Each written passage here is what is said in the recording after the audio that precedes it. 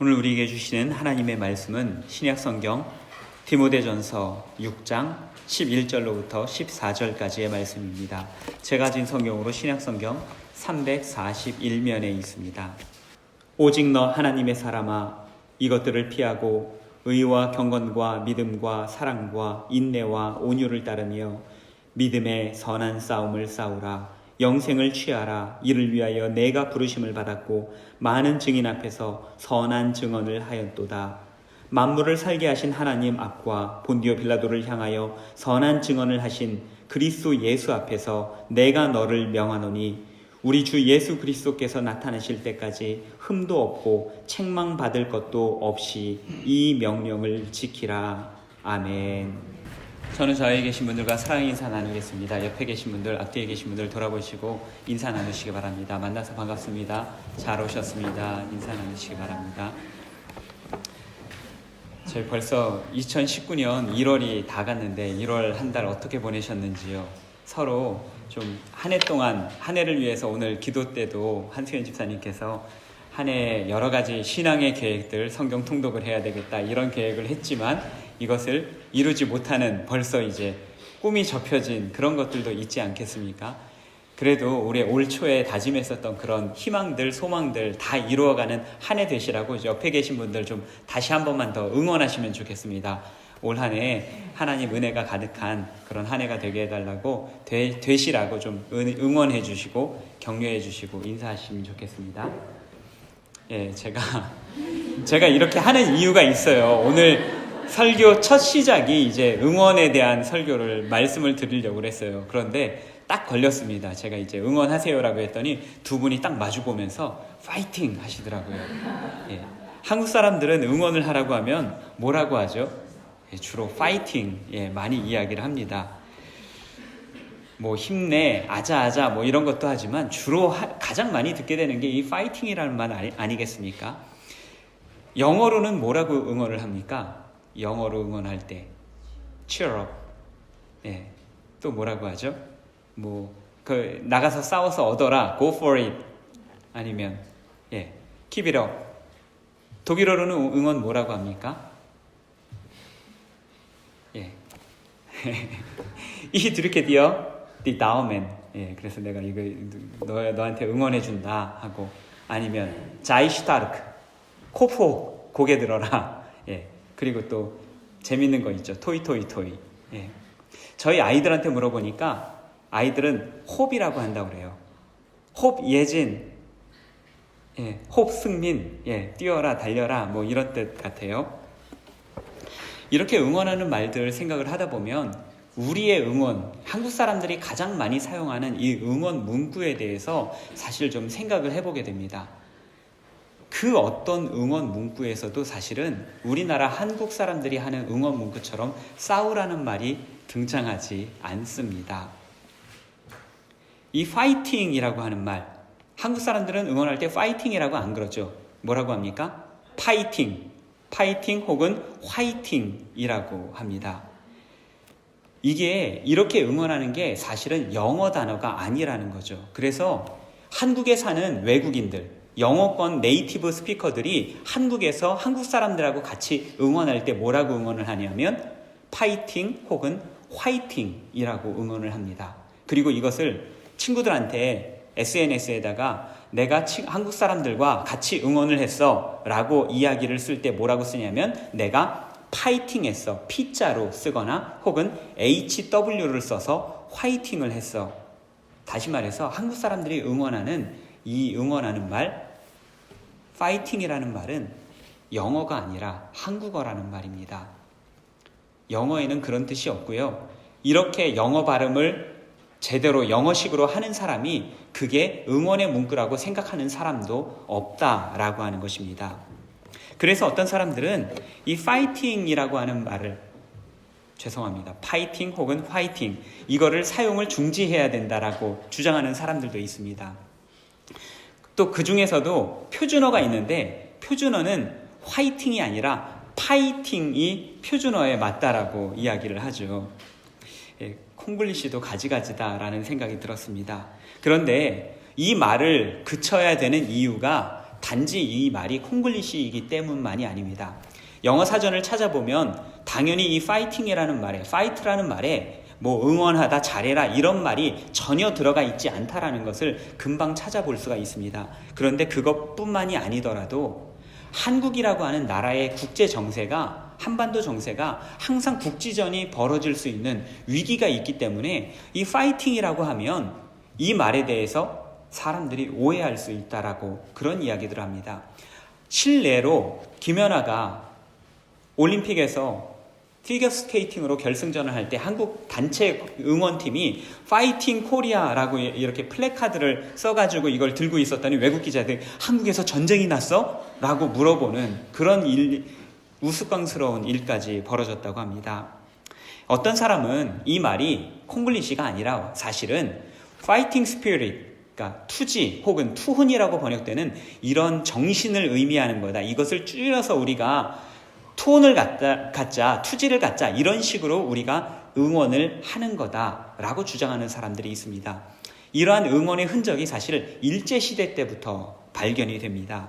그런데 이 파이팅 스피릿이라는 말 자체도 격투 종목 외에는 잘 사용이 되지 않는 그런 단어입니다. 그러니 우리가 일상에서 이 파이팅이라고 하는 응원은 별로 맞지 않다. 한국 사람들만 하는 것이다 라는 것을 보게 되죠. 스포츠 응원의 경우에서는 뭐 영어권에서는 당연히 그냥 고, 가라 이런 것들을 많이 사용한다고 하고요. 일본에서는 오래전에 이제 일본에서도 오래전에 파이팅, 화이토라고 하는 것을 사용했었지만 1964년 이후로 동경올림픽이 있으면서 이것이 잘못됐다라는 것을 국민 계도 기간을 거쳐서 이 말을 완전히 없애버렸다고 합니다. 그 이후에는 간바레, 힘내라 이런 말로 응원을 한다고 하죠. 중국어로는 짜요라고 응원한다고 합니다. 이게 기름을 부으라 라고 하는 뜻인데 저는 이 얘기를 들으면 뭐 기름을 짜라는 뜻인가 이런 생각도 드는 그런 응원 말입니다. 그러고 보면 정말로 싸워라 라고 응원하는 거는 한국 사람들밖에 없구나 라는 결론에 이르게 됩니다. 그렇다면 왜 한국 사람들은 전 세계 누구도 사용하지 않는 싸워라 라고 하는 말로 응원을 하는 것일까?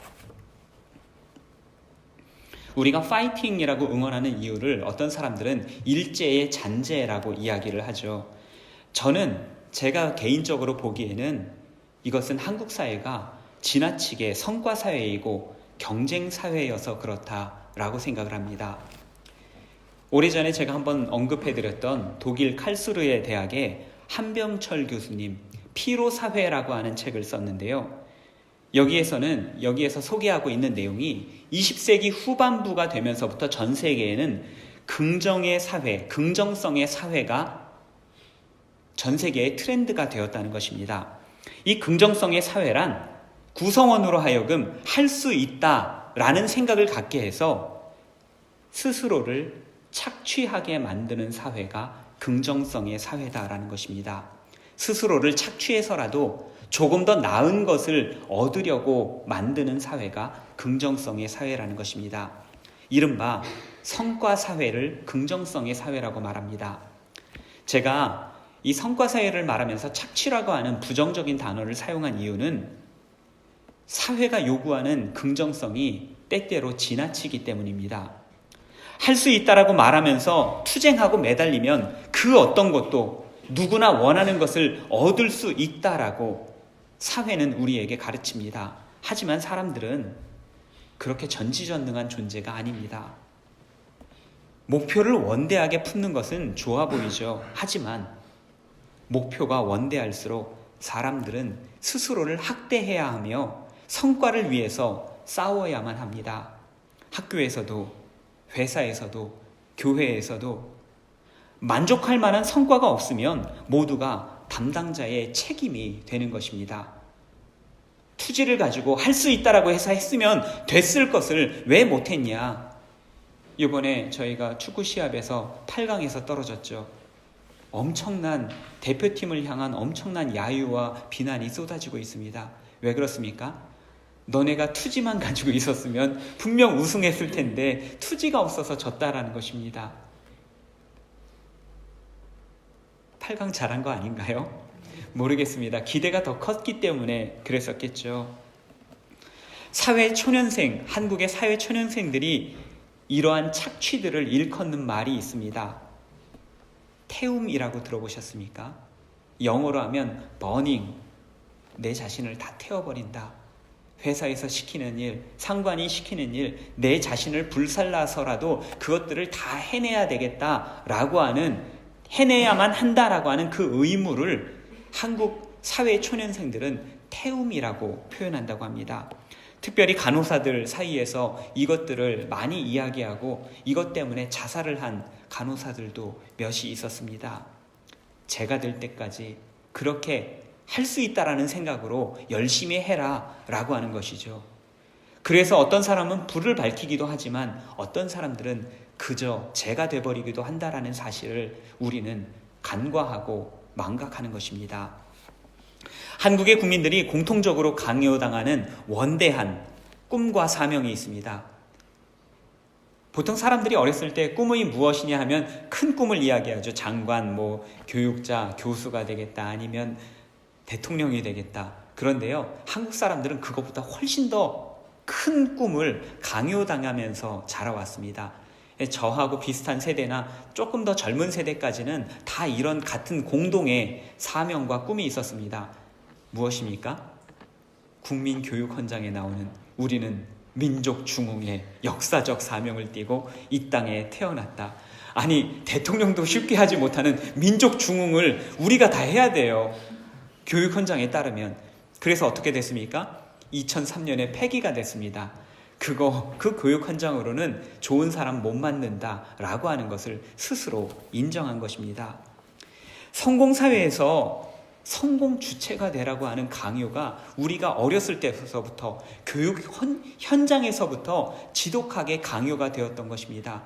지금 한국에서 역대 최고 시청률 신기록을 세우면서 유선방송이라고 해야 되나요? 종합채널에서 역대 최고의 시청률을 기록하고 있는 드라마가 있다는데 저는 한 번도 보지 못했습니다. 안 봐도 내용이 빤히 보이는 스카이캐슬이라고 하는, 이 스카이캐슬이 무엇이겠습니까? 서울대, 연세대, 고려대. 예, 서울대, 고려대, 연세대. 예, 엎어치나 매치나 하여튼, 예. 거기에 가야지만이 성공할 것 같고 아니면 뒤떨어지는 것처럼 보이고, 그렇게 강요당한 성공에 응답하기 위해서 한국 사회는 지나치게 투쟁적이고 전투적이 되어야만 했다라는 것입니다. 아무도 이 등을 기억하지 않는다라고 하는 광고 문구를 기억하십니까? 한국의 유명한 회사에서 신문에 전면 광고를 내고 우리는 세계 1등이 되겠다 광고를 했는데요. 한국의 사회 연구가들이 한국의 지나친 경쟁성을 꼬집어서 말할 때마다 이 광고를 인용을 합니다. 1등은 한 자리밖에 없는데 우리 교회에서 1등만 기억한다고 하면 누가 과연 1등이겠습니까? 단 한 명 승자가 되고 나머지 모두는 패자가 되는, 한국에서는 잘하는 것으로는 인정받을 수가 없다라는 것입니다. 누가 인정받아요? 1등 한 사람. 심리학자 아들러는 이것을 잘못된 우월성의 추구 때문이다 라고 이야기를 합니다. 우월성 추구란, 더 나은 존재가 되려고 하는 이 우월성 추구란 모든 존재의 본질이라고 하죠. 모든 존재는 더 나은 존재가 되기 위해서 노력한다고 합니다. 그런데 이 아들러가 말하는 진정한 우월성 추구는 스스로 내가 생각했을 때 지금의 나보다 더 좋은 내가 되는 것, 발전하는 내가 되는 것, 이게 바로 우월성의 추구라는 것입니다. 그러나 문제는 다른 사람보다 나은 존재가 되려는 것, 이것을 우월성 추구로 착각하는 것, 이것이 바로 우리의 수많은 경쟁과 그리고 성과주의를 낳게 되는 문제점이다 라고 하는 것입니다. 사돈이 땅을 사면 어떻게 된다? 배가 아프다. 사돈의 땅하고 내 배하고 무슨 상관이 있습니까? 학급에 친구가 있는데 옆에 친구가 좋은 성적을 받았습니다. 그러면 내가 기뻐해야 되는데 기쁘지가 않습니다. 왜냐하면 다른 사람이 잘 되는 것은 내 열등감을 표현해 주는 것이기 때문에, 사돈이 잘 되는 것은 내 열등감을 표현해 주는 것이기 때문에, 잘못된 우월성 추구의 진짜 문제는 이렇게 해서 모든 사람들이 서로를 축하해 주는 관계가 아니라 서로를 경쟁자로 만들어 버린다는 데 있습니다. 학급 친구보다 성적이 좋아야만 합니다. 이웃 사촌이라고는 하지만 이웃집보다는 우리 집이 더 커야 되고요. 이웃집 차보다는 우리 집 차가 더 좋아야만 합니다. 이웃집 사람보다는 내가 더 높은 직급에 있어야만 하고요. 더 좋은 상표의 옷을 입어야만 합니다. 이웃집 아이가 학원을 2군데 다니면 우리 집 아이는 몇 군데 보내야 됩니까?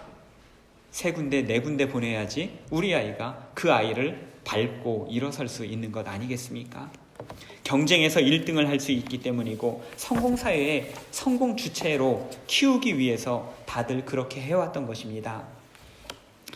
신앙생활을 할 때에도 이러한 성향은 잘 바뀌지가 않습니다. 우리 교회는 사실 상황이 조금 다릅니다만, 큰 교회에 가게 되면 직분을 가지고 다투는 경우도 적지 않습니다. 제가 경험한 어느 교회에서는 수석 장로를 두고 수석 장로 자리를 차지하려고 치열한 암투가 벌어지는 것을 볼 수가 있습니다. 몇 년 뒤에는 누가 은퇴를 하시고, 그렇게 되면 누가 몇 년 동안 수석을 하게 되고, 이게 그런 것들을 계산하면서, 그래서 누가 조기 은퇴를 해야 되는데 어떻게 하면 은퇴를 시킬까, 이런 것들을 의논하는 그런 장로회도 보았습니다. 해마다 전도왕을 뽑는 교회가 있는데 1등 상품이 뭐였을까요? 마티즈 자동차였습니다. 그 자동차를요, 교회 현관을 뜯고 교회 현관 안에다가 들여놨어요. 그래서 그거 보고서 경쟁을 시키는데, 구역마다, 교구마다, 개인마다 얼마씩 전도를 했는지 거기에다가 매주 표시를 하게 되어 있습니다. 사람의 능력으로 측정 불가능한 부분들이 있죠. 신앙생활을 있다 보면. 그런데 그 어느 부분에도 경쟁이 있고 순위가 있습니다. 교회에 보면 우리 권사님들 중에서 기도빨 센 순서가 있습니다. 누구한테 기도받으면 진짜 잘났더라, 이런 순서가 있고요. 영적 은사가 깊은 순서가 있습니다. 성경 지식이 더 많은 순서가 있고요. 성경을 누가 더 많이 읽었나, 누가 더 많이 필사했는지, 섬기고 봉사하는데 누가 더 순위가 높은지, 심지어 누가 더 헌금을 많이 하는지 순위가 다들 매겨져 있습니다. 우리 교우님들이 들으시기에는 과하다 싶은 부분들이 있으시겠지만, 제가 경험한 바에 의하면 조금 더 과장되게 말씀드리는 것이 아닙니다. 제가 이 언급한 부분들은 이런 것들이 부정적인 부분이다라고 해서 언급한 것이 아닙니다. 모두 다 중요한 부분이지만 문제는 이것을 가지고 경쟁을 하는 것이 문제라는 것입니다. 한국교회는 이 모든 경쟁을 두고 마치 선한 싸움을 싸우는 것처럼 생각을 해왔습니다. 경쟁적인 사회의 모습이 그대로 교회 안으로 들어온 것입니다. 어찌 보면 오늘 본문을 기록한 사도 바울이 그 핑계를 제공했을지도 모릅니다. 오늘 본문 12절을 보게 되면 믿음의 선한 싸움을 싸우라 라고 바울은 우리에게 권면하였습니다. 바울 서신을 보면요, 이곳 한 곳이 아니라 여러 곳에서 이것과 비슷한 이야기들을 해오는 것을 볼 수가 있습니다. 이 말씀을 잘못 읽으면 싸움이 나쁜 줄만 알았는데 싸움 중에서 선한 싸움도 있네, 좋은 싸움도 있네 라고 생각할 수가 있습니다. 죄송한 말씀입니다만, 저는 교회 안에서 여러 문제 있는 교회들을 보다 보니까 교회 안에서 경쟁을 넘어서 진짜 싸움을 하시는, 멱살잡이 하시는 분을 제가 본 적도 있었습니다. 그런데 싸운 분들은 하나같이 내가 믿음의 선한 싸움을 싸웠다 라고 말씀하시는 것을 또한 보았습니다. 자신의 주장을 내세울 때도 자신에게 익숙한 신앙관을, 이게 바로 신앙이다, 너희 신앙들은 다 가짜다라고 다른 사람들을 비판하고 판단하면서 나설 때에도 언제나 그들은 내가 믿음의 선한 싸움을 싸우는 거야, 내가 믿음을 지켜나가기 위해서 이 싸움을 하는 거야 라고 이야기하는 것들을 보아왔습니다. 모든 교회 안의 다툼과 갈등이 믿음의 선한 싸움으로 둔갑해 왔다라는 것입니다. 그러나 오늘 본문을 보게 되면 이 싸움이라고 번역된 헬라어는 아곤이라고 합니다. 이 아곤이라고 하는 말은 싸움이라는 말로도 번역이 될 수 있지만 보다 많이 사용되는 말은 경쟁이라는 말입니다.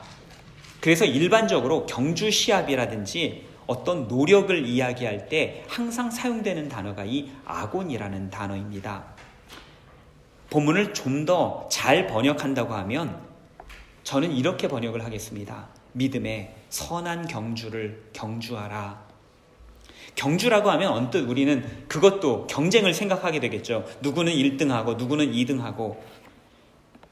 그런데 바울의 유언이라고 말하는 디모데후서 4장 7절을 보게 되면 이러한 말씀이 있습니다. 나는 선한 싸움을 싸우고 나의 달려갈 길을 마치고 믿음을 지켰으니.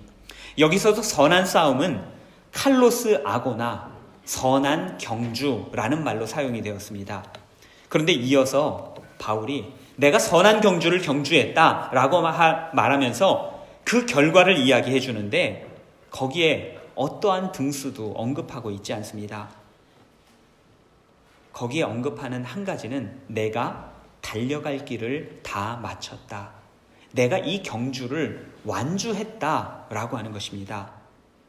이 경주에서 중요한 것은 순위나 등수가 아니라 그것을 내가 끝까지 잘 마쳤느냐.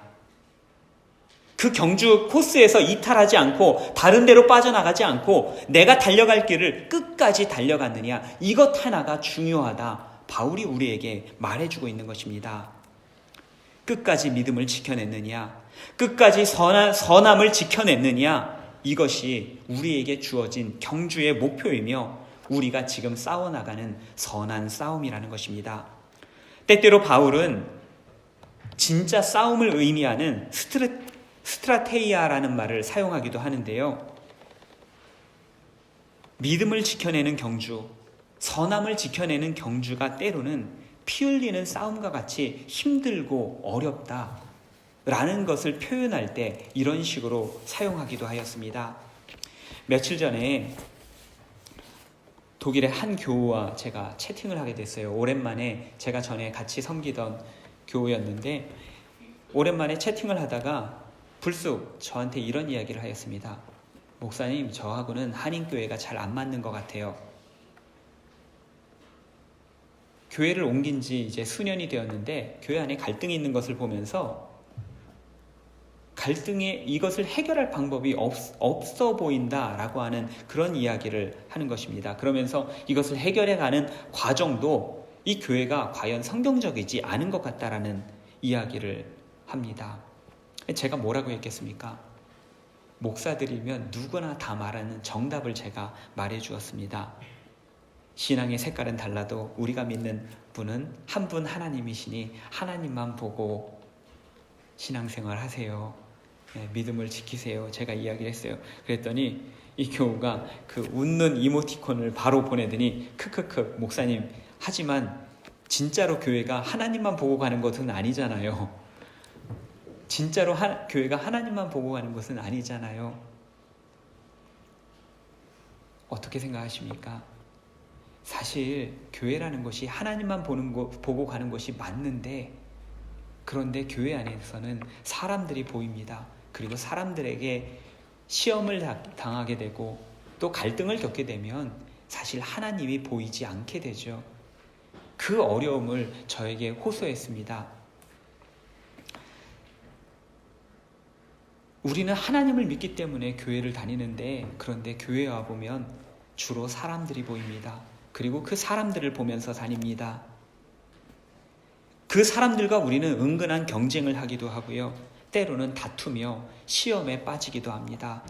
이러한 갈등으로 인해서 믿음의 경주, 선함의 경주는 때때로 싸움과 같이 치열해질 때도 있습니다.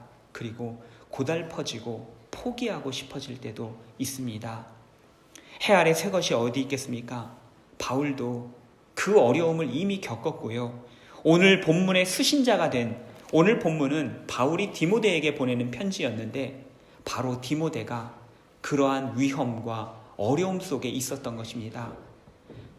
바울이 디모데에게 2번이나 디모데 전서에서만 선한 싸움을 싸워라, 선한 경주를 해나가라 라고 격려를 하고 있는데, 그 이유는 이미 디모데가 탈진한 겁니다. 목회자인데, 하나님의 일을 앞장서서 하는 사람인데, 하나님께 그 많은 위로와 사랑을 받는다라고 생각할 만한 그런 사람인데 이미 다 지쳐서 포기할 만한 상황이 됐기 때문에 바울이 다시 한번 경주해라, 너에게 붙었던 그 불을 다시 한번 불을 지펴라 라고 몇 번씩이나 강조하는 것이 이 디모데 전서라고 하는 서신이었습니다. 11절에서 바울은 디모데를 불렀습니다. 오직 너 하나님의 사람아. 이 오직이라는 말은 원어상으로 그러나가 더 맞습니다. 바울은 앞서 교회 안에 여러 논쟁하고 비방하는 사람들 6장 앞부분에 보게 되면 교회 안에 잘못된 여러 가지 모습들을 우리에게 설명해 주고 있어요. 교회 안에 문제도 있고 어려움도 있고 다투는 사람도 있다. 그러나 너 하나님의 사람아. 그러나 너는 하나님의 사람 아니냐? 너는 하나님께 선택받은 사람이고 하나님의 뜻을 실천하는 사람이 아니냐? 세상의 유혹과 욕심과 여러 가지 많은 다툼이 있을지라도 그러나 너는 하나님의 사람이다. 우리가 누구인지, 너가 누구에게 속한 사람인지 다시 한번 기억해봐라. 너에게 어려움이 있을지라도, 갈등이 있을지라도, 힘든 때가 있을지라도 너가 누구인지, 하나님께서 너의 어떤 분이 되시는지 기억해봐라. 바울이 오늘 우리에게 말해주고 있습니다. 세상에 어떤 일이 있건, 사람들이 뭐라 하건, 교회 안에서 내가 정말 열심히 하려고 하는데, 내가 정말 숨죽이면서 섬기면서 충성하고 말씀대로 살아가려고 하는데 사람들이 나를 따돌린다. 그럴 때는 내가 하나님의 사람이고 하나님께서 나를 봐주시고 있다는 이 한 가지만 기억해야 되지 않겠습니까? 그리고 13절에서 바울은 예수님의 예를 들어줍니다. 13절 말씀입니다. 만물을 살게 하신 하나님 앞과 본디오 빌라도를 향하여 선한 증언을 하신 그리스도 예수 앞에서 내가 너를 명하노니. 이 말씀을요, 참 자세히 보게 되면 참으로 기가 막힌 말씀이 아닐 수가 없습니다. 예수님께서 모범으로 보이신 선한 증언, 그러니까 선한 증언은 내가 선한 것을 말했다라는 것이 아니라 몸과 마음과 행동으로 다 보이셨다라고 하는 것이죠. 이것이 선한 증언이 창조주 하나님 앞에서 분명히 있겠죠. 창조주 하나님은 모든 것을 다 보시니까. 그런데 이 13절을 자세히 보게 되면 선한 증언을 누구에게서 하냐, 누구 앞에서 하냐 하면 만물을 살게 하신 하나님 앞과 그리고 본디오 빌라도를 향하여. 본디오 빌라도는 예수님을 죽이려고 했던 사람입니다. 사형 선고를 한 사람입니다. 예수님이 잘못하지 않았다는 것을 빤히 알면서도 사회와 타협하면서 예수님을 죽게 만든 장본인이 빌라도였는데, 예수님께서는 자신에게 사형 언도를 했었던 그 빌라도 앞에서도 선한 증언이 변함이 없었다는 것입니다. 우리가 선한 사람들, 좋은 사람들 앞에서 잘하기는 얼마나 쉽습니까? 그들 앞에서는 우리의 속의 것이라도 다 빼주고 싶죠. 그러나 정말로 나쁜 사람들, 나를 괴롭히는 사람들, 나를 죽이려고 하는 사람들, 그 앞에서도 우리 예수님께서는 변함없이 선한 증언을 해오셨다는 것입니다. 그분을 뒤따르는 우리가 바로 그리스도인이고, 그리스도인이라면 당연히 그러한 삶을 살아내야 되겠다. 바울이 디모데에게 자신의 뒤를 따라서 충성된 증언을 해가는 그 디모데에게 권면을 해주고 있는 것입니다. 그리스도인은 예수님을 뒤따르는 사람들입니다. 우리는 늘 하나님 앞에 서 있지만 동시에 때때로 빌라도 앞에 서 있을 때도 많이 있습니다. 그러나 그 어느 때라도 그리스도인은 선한 증언을 하는 사람들입니다. 하나님 앞에서나 원수 앞에서나 동일한 모습이어야 한다는 것입니다. 그래서 그리스도인이 된다라는 것은 참으로 용감한 일이고 자랑스러운 일입니다. 한국의 대학생 그리스도인 비율이 3%, 4%라고 합니다. 미전도 종족을 3% 미만 복음화가 되면 미전도 종족이라고 하는데 한국의 대학생들이 미전도 종족이 되었습니다. 그런데 학원 복음화 협의회에 가서 통계를 다시 알아보니까 여기서는 7%, 8% 된다고 합니다. 아니 왜 이렇게 통계가 잘못됐어요? 라고 얘기를 하니까 실제로 교회를 다니는 사람들이 더 많은데 내가 교회 다닌다, 그리스도인이다 라고 드러내지 않는 사람들이 절반 이상이라는 것입니다. 대학생들이 자라면서 신앙을 가지고 어려서부터 신앙을 가지고 자라온 대학생들이 학교에 가서는 내가 교회 다닌다, 예수님 믿는다라는 것을 숨기면서 살아간다라는 것입니다. 부끄러워졌다라는 것입니다. 그렇기 때문에 오히려 우리가 하나님을 믿는다, 우리가 그리스도인이 된다라고 하는 것은 용감한 일이고 자랑스러운 일입니다. 보이지 않는 하나님 앞에 내 삶에 드리는 일은 용기가 필요한 일입니다. 동시에 내 뜻과 내 욕심대로 살아가지 않고 더욱더 숭고한 하나님의 뜻을 위해서 내 시간과 삶을 드리겠다. 그 뜻을 위해서 내가 도전을 하고 내 자신을 변화시키겠다라고 하는 결단, 이것이 바로 그리스도인이 되는 것이고 이것이 바로 용기 있고 자랑스러운 일이라는 것입니다. 우리 모두는 서로 다른 사람들입니다. 삶의 배경이 다르고 학력도 다르며 우리 교회에 오기까지 이전에 속해 있었던 교단과 신앙 환경도 모두 다릅니다. 우리 베른하님 교회는 초교파 교회입니다. 저희 교회가 스위스에 있는 개혁교회로부터 도움을 얻고 있고요. 저 역시도 담임 목회자 역시도 장로교 목사이지만 그래서 저는 말씀 중심의 목회를 해나갈 수밖에 없지만 우리 베른하님 교회는 기독교 정통 신앙에 속해 있는 모든 교단들을 아우르는 그리고 모든 다양한 신앙의 색깔들과 신앙의 활동들을 존중하는 그러한 교회입니다. 물론 서로가 익숙하지 않은 부분도 있을 것입니다. 그러나 우리가 함께하기 위해서는 서로 다름을 받아들일 용기가 필요합니다. 또한 그것을 수용할 때는 내가 변화될 것을 동시에 수용하기도 해야 합니다. 우리 자신의 자아를 덜어내고 서로를 배려하며 하나가 되는 일은 용감한 일입니다. 자랑스러운 일입니다. 하나님을 위해 손해를 감수하는 대범한 일입니다. 이것이 바로 믿음의 선한 경주에 나아가는 방법입니다. 경주를 하되 중간에서 탈락하는 것이 아니라 끝까지 완주하는 유일한 방법, 서로를 품어주고 서로를 인정하고 서로를 아껴주는 것입니다.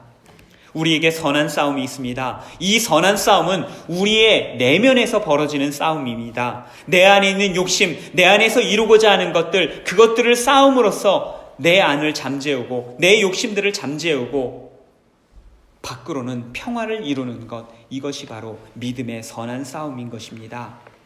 다른 사람들을 이해하기 위한 내면의 싸움이며 서로를 존중하기 위한 내적인 훈련입니다. 그렇게 함으로써 우리는 믿음의 경주, 선함의 경주를 완주해야만 합니다. 언제까지요? 우리 생명이 다할 때까지, 우리 주님이 다시 오실 그날까지 이 용감한 경주를 함께 해나가시는 저희 베른하님 교회 모든 교우님들 되시기를 바랍니다. 2019년 새해가 밝았나 싶었더니 벌써 한 달이 지나갔습니다. 1월의 마지막 예배입니다. 오늘 말씀을 응원의 말로 시작했죠. 아까 두 분 파이팅 하신 분도 계셨고요. 또 서로에게 잘하자 다독인 분도 계셨습니다. 파이팅이라는 응원이 옳지 않은 응원이라고 한다면 이제 우리가 뭐라고 응원을 해야 될까요? 미국에서 많이 하듯이 고. 근데 이 고는요, 가라라고 하는 말처럼 들려서 저는 어감이 좋지 않습니다. 우리말에 더 좋은 말이 있죠. 가자. 함께 가는 것. 너만 가는 것이 아니라 선수들만 가는 것이 아니라 응원하는 우리도 함께 가줄게. 힘내자라고 하는 것. 우리도 그렇게 함께 가자. 함께 이 경주를 끝내자. 완주하자. 서로 그렇게 응원하고 격려할 수 있는 우리 그리스도인들 되면 좋겠습니다. 한번 옆에 계신 분들에게 인사 나누겠습니다. 그러나 당신은 하나님의 사람입니다. 믿음의 선한 경주를 경주합시다. 너무 길었습니까? 그러나 당신은 하나님의 사람입니다. 믿음의 선한 경주를 경주합시다. 예, 제 오늘 한 가지만 더 하겠습니다. 그리스도인이 되는 것은 용감한 일입니다. 자랑스러운 일입니다. 옆에 계신 분들에게 격려해 주시면 좋겠습니다. 그리스도인이 되는 것은 용감한 일입니다. 자랑스러운 일입니다. 그래서 우리 모두 다 용감한 2019년, 자랑스러운 2019년 되시라고 응원해 주시고 서로를 위해서 늘 함께 기도할 수 있는 우리 베른하님교회 공동체, 오늘 함께 예배드리시는 모든 분들 되시기를 간절히 바랍니다. 기도하겠습니다. 서로 다른 사람들이 함께 하나님 안에서 한 공동체를 이루게 하시니 감사드립니다. 서로 다른 사람들을 보내주신 것은 하나님 안에 서로 다듬어지기 위함입니다. 우리를 다듬어 가시는 일은 끌과 정으로 때리고 깨트리는 고통이 뒤따릅니다. 그러나 용감하게 변화를 수용할 때 우리 모두는 하나님의 작품으로 빚어질 줄 믿습니다. 2019년 한 해 우리에게 싸움이 있다면 오직 우리 내면에서 믿음의 싸움, 선함을 지켜나가는 싸움을 하겠습니다. 우리에게 경쟁이 있다면 사랑을 경쟁하고 섬김을 경쟁하겠습니다.